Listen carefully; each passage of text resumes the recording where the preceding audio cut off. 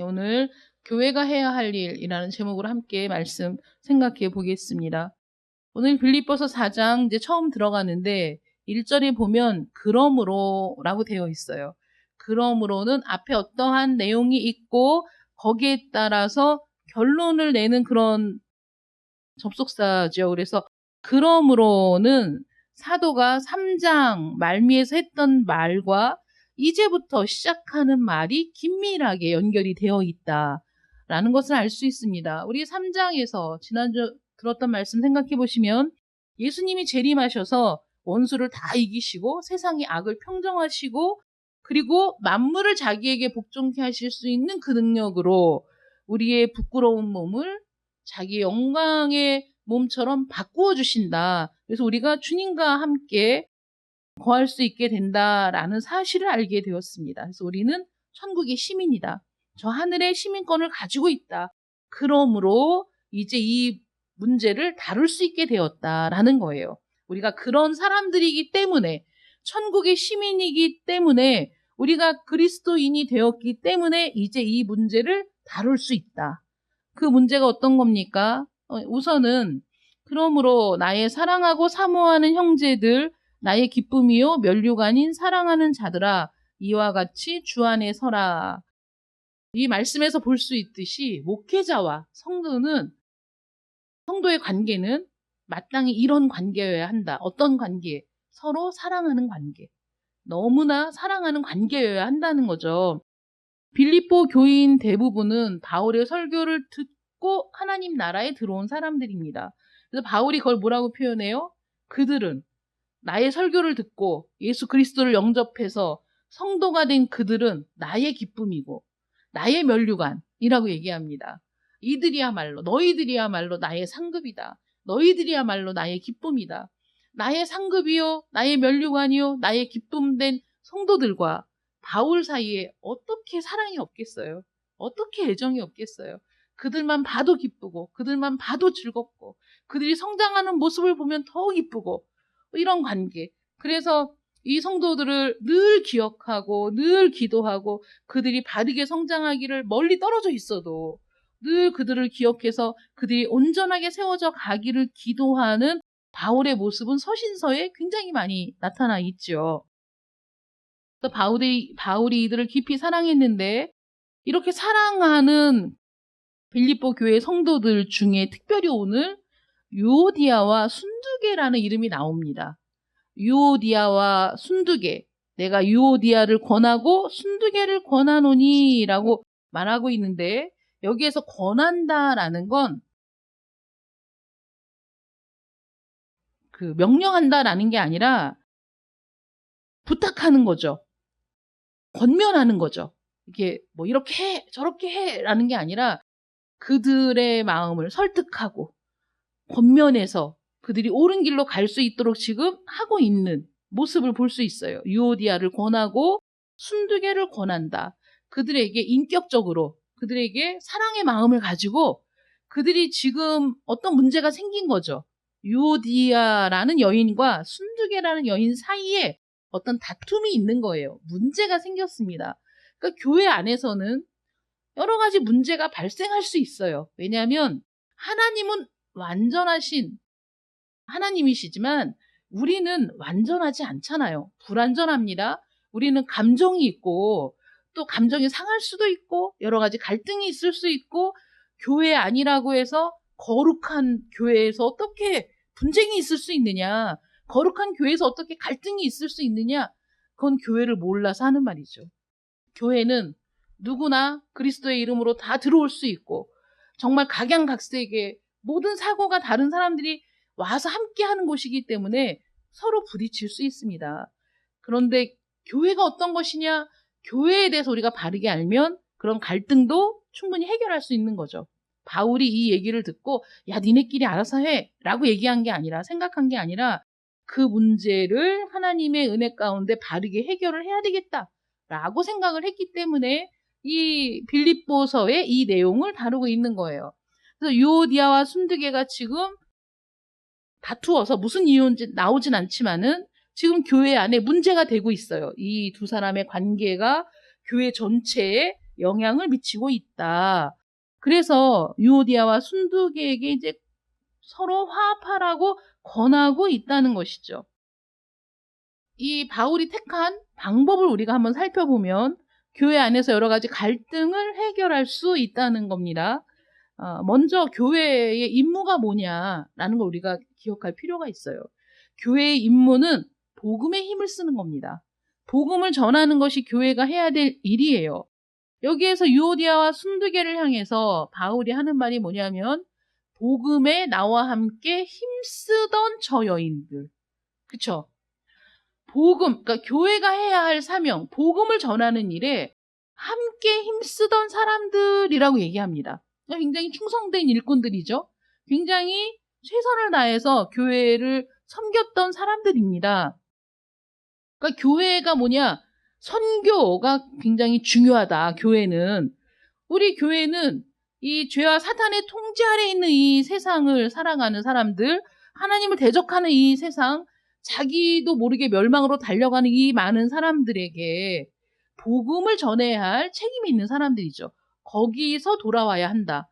거기에서 참 행복을 누릴 수 없다. 그리스도 안으로 돌아와야 한다. 복음을 선포해야 됩니다. 복음을 세상에 얘기해야 됩니다. 이게 교회의 할 일인데 빌립보 교인들은 이 일에 바울을 도와서 힘썼던 선교의 동역자들이라는 거죠. 이 선교는 교회의 임무일 뿐만 아니라 모든 그리스도인, 여러분들의 임무입니다. 여러분들이 마땅히 해야 될 일인 것이죠. 그래서 이 선교를 어떻게 합니까? 우리 매일의 삶을 통해 이 좋은 소식을 전파해야 되죠. 어떻게 복음을 전할 수 있습니까? 기도함으로 복음을 전할 수 있어요. 기도해야 됩니다.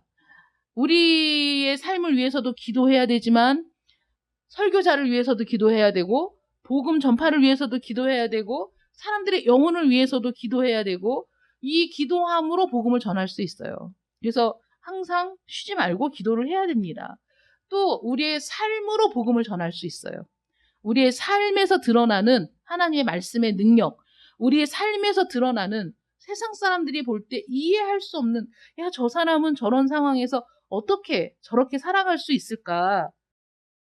장사를 하거나 직장에서 일하는 모습을 통해서 우리 증언할 수 있죠. 뭐 어떤 분은 장사를 하면서 그 양을 이렇게 많이 주셨다고 해요. 학생들, 가난한 학생들이 많이 오는 식당이었는데 그 학생들이 돈이 없어가지고 비싼 걸 못 먹으니까 국수를 뭐 2,000원에 파셨다고 하더라고요. 근데 그거를 몇십 년을 2,000원만 받고 국수를 팔았는데 정말 허기진 학생들이 오면 양을 많이 주는 거죠. 봐서.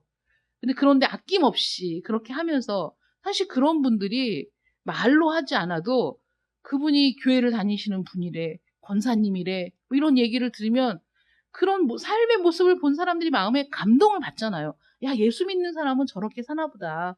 예수를 믿는 사람은 어떤 상황에서든지 자기의 이익만을 구하는 것이 아니라 다른 사람의 유익을 구할 수 있는 사람이구나 라는 모습을 바라보면서 야, 그리스도인이란 저렇게 사는 거구나.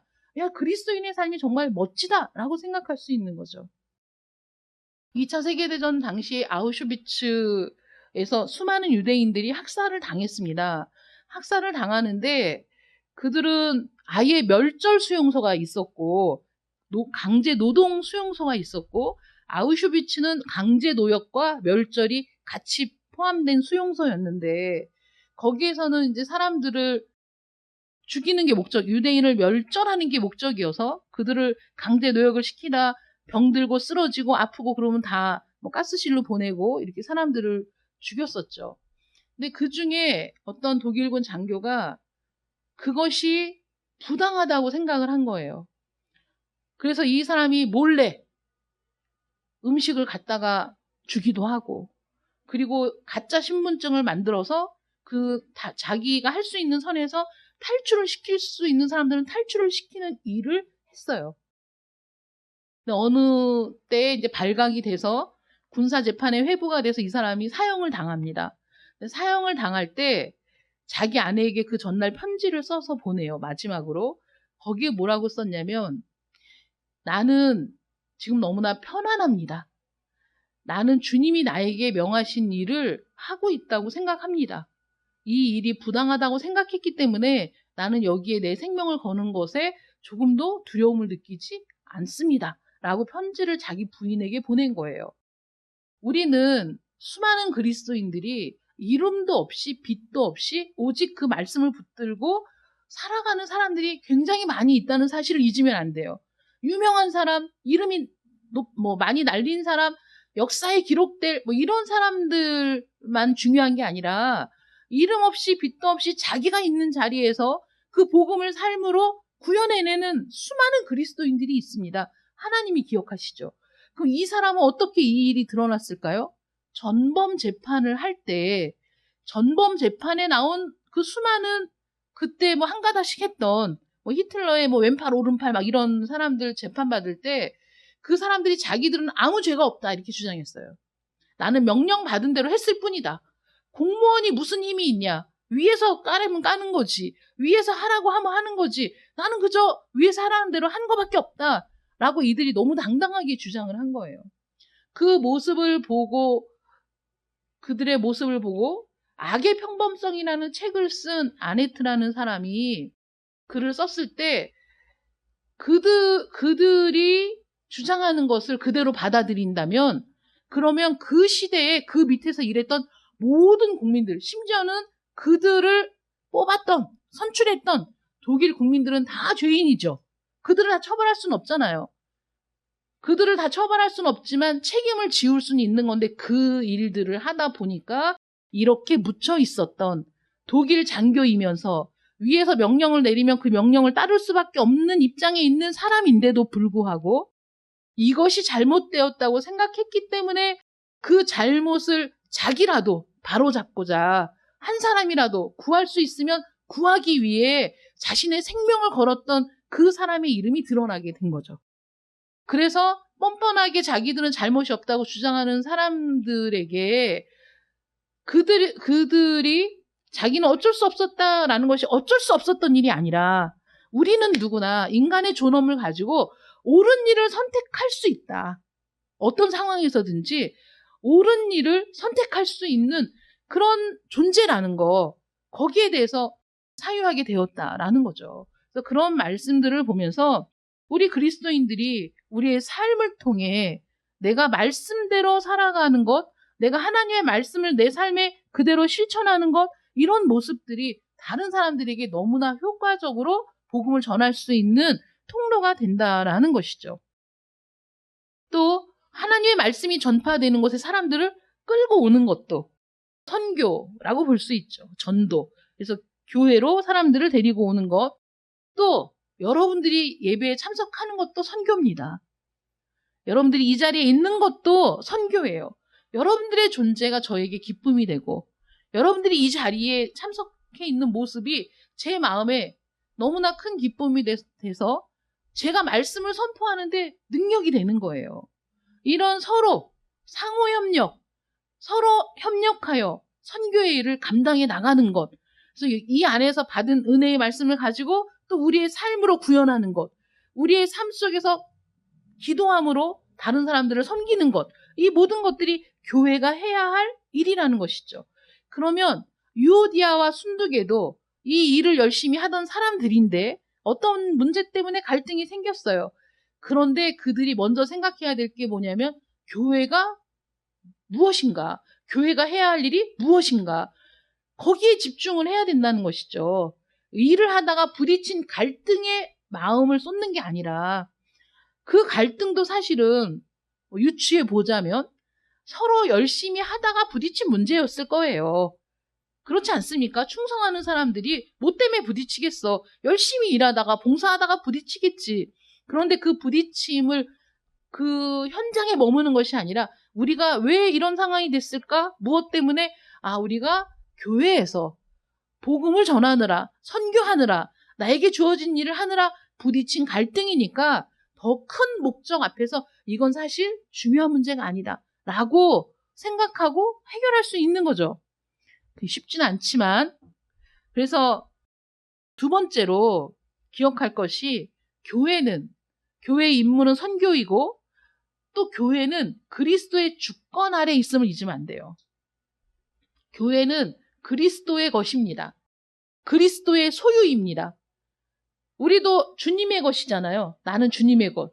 내 안에 주님이 계시고 우리 교회도 주님이 피로 사신 주님의 것입니다. 그래서 바울이 뭐라고 권면을 하고 있습니까? 주 안에서 같은 마음을 품어라 라고 권면하고 있어요. 그러니까 이게 무슨 뜻입니까? 너희들은 주 안에 있는 자들 아니냐. 주 안에 있음을 잊지 말아라. 주 안에서 같은 마음을 품으면 다툴 일이 없겠죠. 같은 마음인데 다툴 일이 있겠습니까? 주 안에서 주를 위해서 해결을 할 것을 권면하고 있는 것이죠. 우리는 주님의 통제를 받아야 합니다. 통제라는 것이 우리 주님이 여러분들을 통제해야 되는데 우리는 그 통제 속으로 들어가야 하는데 주님이 우리를 강압적으로 너 내 말 안 들으면 죽어 이렇게 끌고 가시는 분이 아니십니다. 우리 주님은 우리를 그냥 강압적으로 끌고 가실 수 있는 능력이 있으시지만 그렇게 하시는 게 아니라 우리 마음에 감동을 주고 우리를 하나님의 말씀으로 설득하고 그리고 우리가 스스로 결단하여 옳은 것이 무엇인지를 깨닫게 하셔서 그것을 붙들고 가게 하심으로 그런 과정을 통해 그리스도의 다스리심 안에 있게 하시지 우리를 어거지로 끌고 가시는 분이 아니시라는 거죠. 그러니까 유오디아도 순두개도 그런 과정들을 통해서 주님을 만났고 주의 다스리심을 경험하고 그 안에 있는 사람들이잖아요. 그러니까 너희가 그 주 안에서 같은 마음을 품어라 라고 권면하고 있는 겁니다. 교회에서 생기는 일이 무엇이든지 그 관계 속에서 해결해야 돼요. 너와 나는 진짜 너는 너고 나는 나야 이게 아니에요. 교회 안에는 너도 하나님의 자녀이고 나도 하나님의 자녀이죠. 그리스도의 피로 우리가 한 형제 자매 되었다. 제가 한번 말씀드렸잖아요. 우리는 하나님께서 우리를 입양하셔서 그리스도를 통해 입양하셔서 하나님의 가족이 된 사람, 하나님과 한 상에 둘러서 먹고 마시는 가족이 된 존재들이에요. 우리 모두 가족입니다. 그러니까 같은 마음을 품고 있을 때 갈등을 해결할 수 있죠. 갈등이 없을 수는 없으나 해결할 수 있다는 거예요. 그래서 세 번째로 교회는, 성도는 주 안에서 굳게 서야 합니다. 교회의 임무가 뭐라고 했죠? 선교. 또 교회는 선교이기 때문에 복음을 전해야 되는데 사람들에게 좋은 소식을 전해야 되는데 믿음의 확신이 없으면 전할 수 없어요. 그렇죠, 여러분? 내가 믿음의 확신이 없는데 어디 가서 복음을 전하겠어? 내가 믿음의 확신이 없는데 어떻게 믿음대로 살겠어? 내가 믿음의 확신이 없는데 어떻게 다른 사람들을 위해 믿음으로 기도할 수 있겠습니까? 믿음이 있어야죠. 믿음의 확신이 있어야만 합니다. 바울이 얘기합니다. 서로 굳세게 서는 게 아니라 주 안에서 굳세게 서야 한다. 믿음 안에서 굳게 서야 한다. 라고 얘기하고 있어요. 진리 안에서, 주님 자신에 대한 진리 안에서 굳게 서야 합니다. 타협하면 안 됩니다. 세상과 타협하면 안 된다는 거예요. 세상과. 그래서 진리 안에 굳게 서야 하고 여러분이 알고 있는, 여러분들이 깨달은 그 진리, 그 옳은 것을 굳게 붙들어야 하는 겁니다. 사도가 말합니다. 너희가 모두 주의 다스림을 받고 있다는 사실과 오직 주의 은혜로 교회 안에 들어오게 되었다는 사실을 생각한다면 너희가 이렇게 다투지 않을 것이다. 주의 은혜로 내가 여기 있다고 생각한다면 그런 갈등을 그렇게 골마 터지도록 가져가지 않을 것이다. 그러니 그만 다투어라. 그 갈등을 이제 끝내라 라고 얘기합니다. 그러면서 또 참으로 나와 멍에를 같이 한 4개의 구하노니 복음에 나와 함께 힘쓰던 저 여인들을 도와라 이렇게 얘기하거든요. 참으로 나와 멍에를 같이 한 4개가 누군지는 안 나와 있어요. 누군가 편지 수신자는 알고 있죠. 멍에를 같이 한다. 여러분 한결이의 소. 한결이의 소라는 게 그러니까 2마리가 함께 멍에를 끄는 모습을 생각해 보세요. 2마리의 소에 가로로 이들을 연결하는 막대를 연결해가지고 이 2마리의 소가 밭을 가는데 이 밭을 잘 갈기 위해선 두 마리의 소가 어떻게 해야 되죠? 걸음을 맞춰서 같이 걸어야만 밭을 잘 갈 수 있잖아요. 그렇게 나란히 그 멍에를 메고 같이 쟁기질을 하는 모습을 생각해 보세요. 보조를 맞추어서 쟁기질을 해야 합니다. 마찬가지로 지금 바울이 얘기하는 나와 멍에를 같이 한 너라고 표현한 이 사람은 바울과 함께 멍에를 짊어지고 보조를 맞추어서 마음을 같이 해서 함께 이 길을 걸어간 그 누군가를 얘기합니다. 여러분들이 저와 멍에를 같이 메고 가야 돼요. 저와 멍에를 같이 메고 같은 마음으로 같은 방향으로 이 길을 가야만 쟁기질을 잘하고 일을 하고 열매를 맺을 수 있는 거죠. 바울이 그 자기와 함께 멍에를 같이 한 사람에게 얘기합니다. 나와 함께 힘쓰던 저 여인들을 도와라. 여기에서 정말 너무 슬픈 말이 나오는 거죠. 나와 함께 힘쓰는 여인들이라고 하면 얼마나 좋겠어요? 근데 나와 함께 힘쓰던이라고 얘기하니까 과거잖아요. 힘쓰던. 옛날에는 그랬어. 지금은 아니야. 여러분, 우리가 과거에 뭘 잘했든 중요한 게 아니라 지금 현재가 중요한 거예요. 현재 같이 힘쓰는 자리에 있어야 되는 거야. 근데 이 여인들이 갈등을 일으키다 보니까 서로 다투다 보니까 그 자리에서 물러나 있는 거죠. 그런데 우리는 어떤 사람들이에요? 어떤 일이 있어도, 어떤 어려움이 있어도 바울이 나를 본받으라 한 것처럼 멈추지 않고 이 길을 걸어가는 사람들이거든요. 그런데 갈등과 다툼은 걸어가는 이 길을 멈추게 만드는 거예요. 이들이 멈추었어요. 이들이 모든 일을 중단했어요. 바울이 얘기합니다. 나와 함께 힘쓰던. 과거에는 그랬는데 지금은 그 자리를 떠난 저 여인들이라고 표현하죠.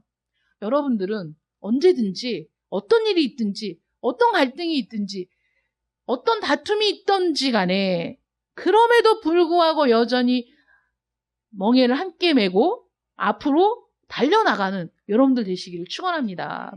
어쨌든 이 여인들은 이제 멈추던 힘쓰던 그래서 지금은 아닌 그런 상태에 있다는 거예요. 그러니까 뭘 도와야 됩니까? 다시 그 모습으로 돌아가도록 도와야 된다는 거죠. 다시 함께 멍에를 메고 함께 나아가던 그 자리로 돌아올 수 있도록 도와주어라 라고 얘기하고 있어요. 그러므로 교회가 무엇이냐? 교회는 선교가 주요 임무인데 그 일을 감당하기 위해서 그리스도의 주권 아래 있음을 기억하고 진리를 붙들고 굳게 서서 온갖 시험에 맞서서 주 안에서 붙든 그 진리를 가지고 승리해 나가는 것이 교회의 모습이어야 하고 여러분의 모습이어야 한다라는 겁니다. 전도 여행에서 돌아온 제자들이 의기양양하게 자랑스럽게 얘기했어요. 주님, 주의 이름이면 귀신들도 우리에게 항복하더이다 라고 얘기했어요. 너무 자랑스러운 거예요, 그게. 그랬더니 주님이 뭐라고 대답하십니까? 귀신들이 너희에게 항복하는 것으로 기뻐하지 말고 너의 이름이 하늘에 기록된 것으로 기뻐하라 라고 말씀하셨어요. 어떤 능력을 행하고 은사를 행하고 대단한 일을 하는 것처럼 얘기한다고 하더라도 제일 중요한 게 뭐예요? 생명책에 기록되었는가가 중요하다는 것이죠. 그러므로 내가 무슨 능력을 행하든지 나의 자랑이 될 수가 없는 거예요. 우리는 범사에 하나님께 영광을 올려드려야 하고 하나님께 영광을 돌리는 가장 기본적인 것이 나를 불러주셔서 나를 구원하시고 나를 하나님의 생명책에 기록하신 것으로 기뻐해야 되는 줄 믿으시기 바랍니다. 그것이 가장 기쁜 일이다. 그러므로 여러분, 생명책에 우리 이름이 기록된 것이야말로 우리의 가장 큰 기쁨이라는 사실을, 가장 큰 특권이라는 사실을 잊지 마시길 바랍니다. 그게 든든한 나의 격려가 되는 거죠. 그래서 나는 하늘의 시민권을 갖고 있는 사람, 다시 말해서 나는 생명책에 기록된 사람, 나는 하나님의 자녀, 누구도 이걸 끊을 수 없어. 누구도 이것을 떨어뜨려 놓을 수가 없어. 왜냐하면 하나님께서 그 어떤 것보다 견고한 사랑으로 우리를 붙들고 계시기 때문에 나는 그 사랑에서 떠밀려 날 염려가 없는 사람들, 이것 때문에 우리 마음이 기쁘고 담대하고 감사하고 어떤 일을 만나도 충분히 이겨낼 수 있는 그런 여러분들 되시기를 축원합니다. 여러분들의 이름이 생명책에 기록되어 있습니다. 아니면 여러분들의 이름이 생명책에 기록되어 있습니까? 라고 물어봐야 돼요. 기록되어 있습니까? 그럼 그 순간 불안해. 내가 기록되어 있을까? 막 불안하잖아요. 여러분들의 이름이 생명책에 기록되어 있습니다. 그 특권을 알고 붙잡고 있다면 주님의 영광을 위해서 계속해서 일하는 여러분들 되시기를 축원합니다. 기도하겠습니다. 사랑의 하나님 감사합니다. 오늘도 우리를 은혜 가운데 붙들어 주시고 하나님의 은혜의 말씀을 듣게 하시니 감사합니다.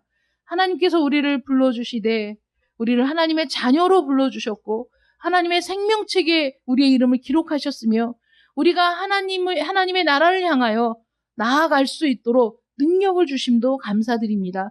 이제 우리는 함께 멍에를 맨 자들로서 우리 주님을 따라가는 자들입니다.